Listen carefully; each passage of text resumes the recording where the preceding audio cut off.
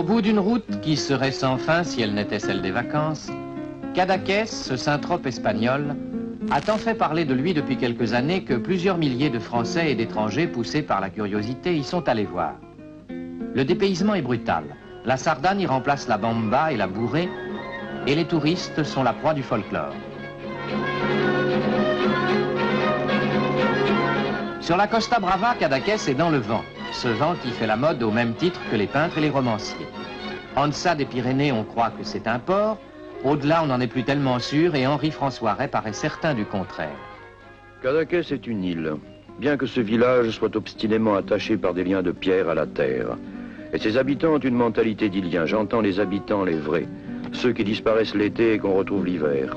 Et surtout les plus vieux des habitants, qui sont un peu comme les Grecs, avec cette possibilité magique de raconter des aventures vécues ou pas vécues, et cela n'a pas beaucoup d'importance, sur un ton qui est celui-là même d'Homère. Ces Iliens vivent enfermés avec l'hiver le vent, l'été le soleil. Mais Cadaqués est aussi un lieu magique et un lieu de rencontre. Depuis plus d'un siècle se sont succédés dans ce village des hommes aussi divers et aussi importants que Derain, Picasso, Federico García Lorca, Paul Éluard, Buñuel qui a tourné avec Dali l'âge d'or, Man Ray, le photographe surréaliste, Duchamp, l'inventeur du dadaïsme. Raymond Rouleau y a droit de citer, comme Henri Calef. Jules Dassin et Mélina Mercouri n'y sont qu'invités. Et ce n'est pas par hasard que ces gens y sont venus. Ils y sont venus attirés par une sorcellerie vraie qui émane de ce village. De ce village, mais aussi de Salvador Dali, ce fou de la meilleure qualité qui existe au monde, comme il le dit lui-même.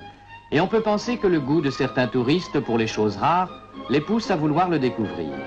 Mais Dali ne s'est pas encore découvert lui-même. Figure majeure du surréalisme, Dali est un peu comme le tiercé, il est irrationnel. Ceci est la physionomie du Cadaqués éternel. Mais il y a aussi la physionomie de l'été. Alors les gens du village disparaissent derrière un rideau de corps, de shorts, de bikinis. Et il reste un spectacle permanent, surtout nocturne. Car Cadaqués a cette particularité d'avoir les plus belles et les plus douces nuits du monde. Et j'imagine que ces gens vivent de vraies vacances. Car les vraies vacances sont aussi les vacances du cœur et les vacances du corps. Et ce spectacle d'une certaine liberté que donne Cadaqués l'été est quelque chose d'assez singulier. Et quel merveilleux manège au son des pianos mécaniques que celui qui vous donne l'illusion de la vie avec l'illumination du sourire des filles et la grâce de leur corps. Après s'être abandonné quelque temps aux touristes, Cadaqués redécouvre les siens les vacances terminées. Les pianos mécaniques, eux, ne disparaîtront qu'à l'approche de l'hiver.